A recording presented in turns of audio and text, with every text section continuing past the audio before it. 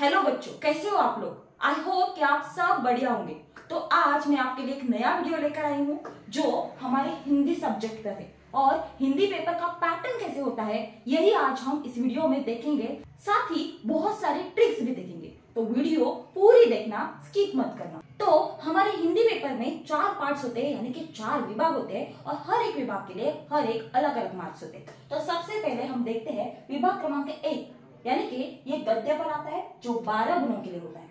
दूसरा होता है हमारा विभाग 2 जो पद्य पर आता है और 8 मार्क्स के लिए होता है। तीसरा हमारा व्याकरण जो भी 8 मार्क्स के लिए होता है और चौथा होता है हमारा उपयोजित लेखन जिससे आप बहुत डरते हो, वो 12 मार्क्स के लिए होता है। ऐसे कुल मिलाकर हमारे 40 अंक होते हैं और ये 40 के 40 मार्क्स आप ले सकते हो। कैसे?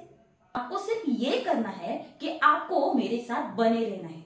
मेरे चैनल में जो भी कुछ वीडियो आएंगे वो आपको सिर्फ देखने हैं और उनके साथ स्टडी करना है, क्योंकि हिंदी का पेपर आने तक मैं मेरे चैनल पर पूरा का पूरा ग्रामर और उपयोजित लेखन कवर करूंगी। उसमें से जो भी कुछ इंपॉर्टेंट पॉइंट है वो लेकर मैं वीडियो बनाऊंगी और उसमें बहुत सारे ट्रिक्स और टिप्स आपको देती रहूंगी। तो आपको सिर्फ मेरे साथ बने रहना है और हर एक वीडियो को पूरी अच्छी तरीके से बारीकाई से देखना है।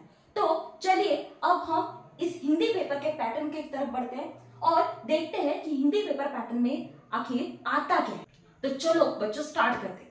तो सबसे पहले हमारा विभाग 1 जिसमें हमें गद्य पर कुछ प्रश्न पूछे जाते हैं जो कि 12 मार्क्स के लिए आते हैं। सबसे पहले प्रश्न 1 जिसमें अ में हमें पठित परिच्छेद पर प्रश्न पूछे जाते हैं जो हमें 6 गुणों के लिए आते हैं। अब देखो बच्चों, इसमें किस प्रकार के प्रश्न पूछे जाते हैं। तो इसमें सबसे पहले हमें आकलन कृति पर प्रश्न पूछे जाते हैं जो सिर्फ 2 मार्क्स के लिए होते हैं और ये 2 मार्क्स आप इजीली ले सकते हो। आपको क्या करना होता है, सिर्फ परिच्छेद पढ़ना होता है और उसके बाद उस पे पूछे गए 1 लाइनर क्वेश्चन के आंसर देने होते हैं और ये बहुत इजी होते हैं। ये जो 2 मार्क्स है वो आप इजीली लिख सकते हैं।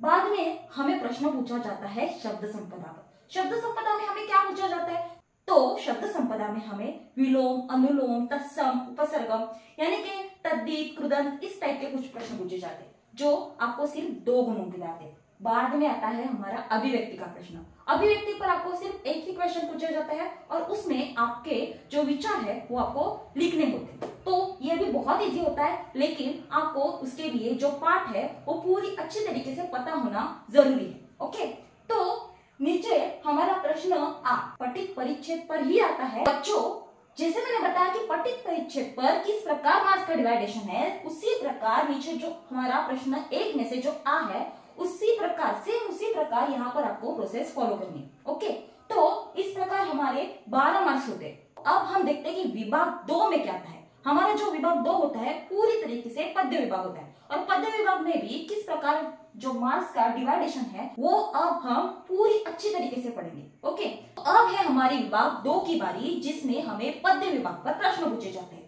जो कि हमें 12 गुणों के लिए आते हैं और इसमें सेम प्रोसेस होती है जैसे कि हमने अभी गद्य विभाग की देखी।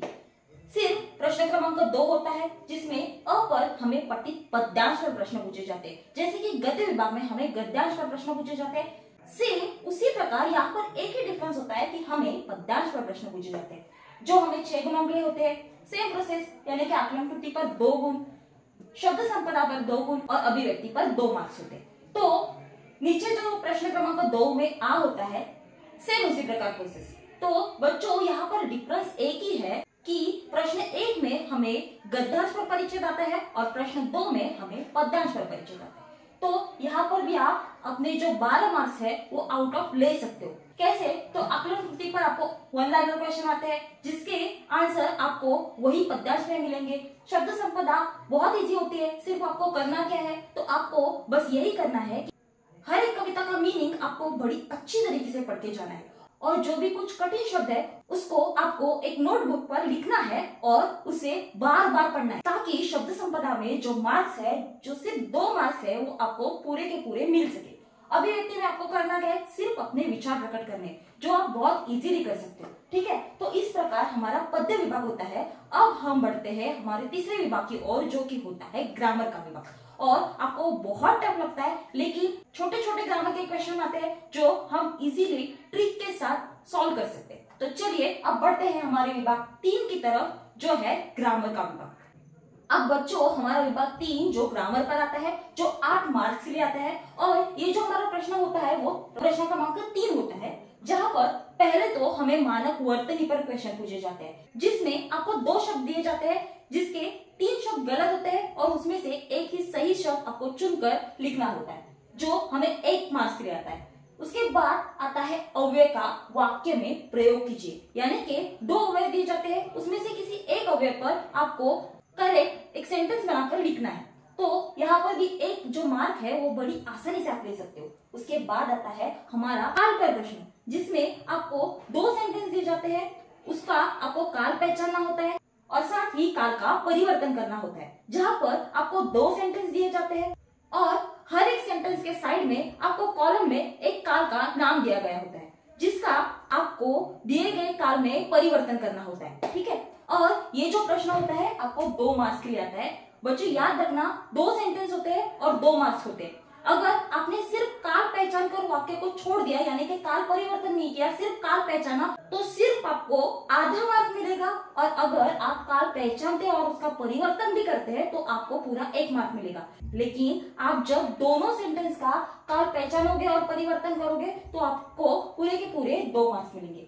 उसके बाद आता है हमारा संधि पर प्रश्न, जहां पर 3 कॉलम दिए गए होते हैं। सबसे पहले संधि के लिए जो शब्द हमें पूछा जाता है वो होता है, उसके बाद संधि विच्छेद होता है, यानी कि दिए गए शब्द का हमें संधि विच्छेद करना होता है। उसके बाद तीसरा जो कॉलम होता है वहां पर हमें संधि को पहचानना होता है। यहाँ पर भी आपको 2 शब्द दिए जाते हैं, उसमें से एक को आपको सही सही लिखना है, जिसे आपको 1 मार्क मिल सकता है। ओके, उसके बाद आता है मुहावरे।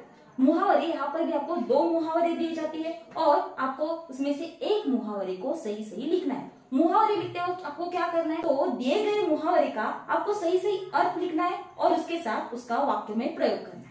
उसके बाद लास्ट यहाँ पर आता है वाक्य के प्रकार। वाक्य के प्रकार में आपको 2 सेंटेंस दिए जाते हैं और ये प्रश्न भी हमें 2 मार्क्स के लिए आता है, जहाँ पर आपको अर्थ के अनुसार उसका प्रकार पहचानना है और दूसरा रचना के अनुसार प्रकार पहचानना है। तो आपको अर्थ के अनुसार कितने प्रकार होते हैं और रचना के अनुसार कितने प्रकार होते हैं और वो किस प्रकार से हम पहचान सकते हैं, ये मालूम होना बहुत जरूरी है। तो बच्चों यहाँ पर हमें इस प्रकार से कुछ 8 मार्क्स दिए गए होते हैं। तो अब हम चलते हैं हमारे अंतिम विभाग की ओर, यानी कि उपयोजित लेखन की ओर। ठीक है, तो उपयोजित लेखन के लिए भी 8 मार्क्स होते हैं और उन मार्क्स का किस प्रकार से डिवाइडेशन किया जाता है मैं आपको वो बताऊंगी, और साथ ही उपयोजित लेखन में हम किस प्रकार मार्क्स ले सकते हैं ये भी बताऊंगी। तो ये जो वीडियो है वो लास्ट तक पूरा देखिए। तो बच्चों ये है हमारा विभाग नंबर 4, जो कि उपयोजित लेखन होता है और हमें 12 गुणों के लिए होता है। सबसे पहले हम यहाँ ये देखते हैं कि यहाँ पर मार्क्स को कैसे डिवाइड किया जाता है। प्रश्न क्रमांक 4 अ में सबसे पहले हमें पत्र लेखन आता है, जहाँ पर औपचारिक अथवा अनौपचारिक पत्र का लेखन हमें करना होता है। ये प्रश्न 4 गुणों के लिए होता है। उसके बाद आ में हमें या तो विज्ञापन अथवा गद्य आकलन करना होता है। विज्ञापन हमें 60 से 70 शब्दों में लिखना होता है और गद्य आकलन में हमें दिए गए परिच्छेद पर 4 प्रश्न तैयार करने होते हैं। ये भी हमें 4 गुणों के लिए आता है। और लास्ट प्रश्न क्रमांक 4 में जो ई का प्रश्न आता है वो निबंध लेखन पर आता है। यहाँ पर हमें निबंध के लिए 2 से 3 विषय दिए गए होते हैं, उसमें से एक पर हमें निबंध लेखन करना होता है। ये हमें 80 से 100 शब्दों में करना होता है। तो इस प्रकार हमारे हिंदी पेपर का पैटर्न रहता है। आई होप कि हिंदी पेपर पैटर्न के बारे में आपके जो भी कुछ डाउट्स रहे होंगे वो इस वीडियो के साथ खत्म हो गए होंगे। तो बच्चों आपको ये वीडियो कैसा लगा ये मुझे कमेंट में ज़रूर बताना। साथ ही मेरे वीडियो को लाइक करना और आपके दोस्तों के साथ ज़रूर शेयर करना, ताकि उनको भी एग्जाम में हेल्प हो सके। और साथ ही आने वाले वीडियो ज़रूर देखना, क्योंकि वो आपके एग्जाम के लिए बहुत इंपॉर्टेंट होने वाले हैं। एग्जाम आने तक जो भी इम्पोर्टेंट पॉइंट्स है वो सब हम कवर करने वाले हैं। तो वीडियो ज़रूर देखना और मेरी चैनल को सब्सक्राइब करना मत भूलना। Thank you.